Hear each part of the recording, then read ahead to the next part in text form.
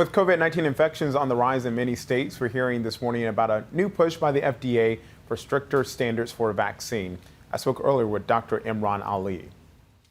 Dr. Ali, the Washington Post is reporting the FDA is preparing to impose tougher standards for vaccine makers, pretty much guaranteeing we won't get a COVID-19 vaccine before Election Day.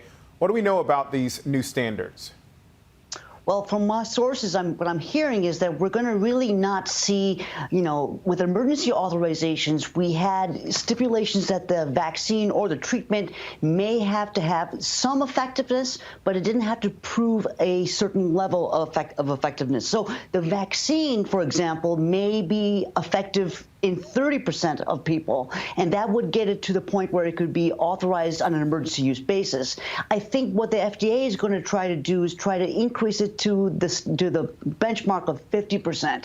So we're going to have to see a more safer vaccine before it even gets emergency use authorization. And remember, the vaccine can have side effects up to 40 days after the dose. So we'll be monitoring people for 40 days after the second dose. So it may be some time before we see this ready for prime time. ABC News has obtained an internal memo from FEMA detailing a substantial increase in COVID-19 infections in many states.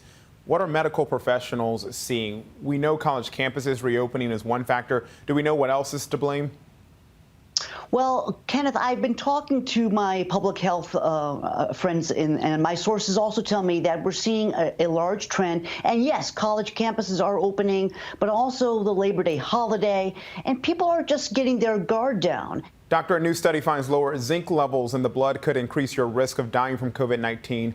What do we need to know about this new research?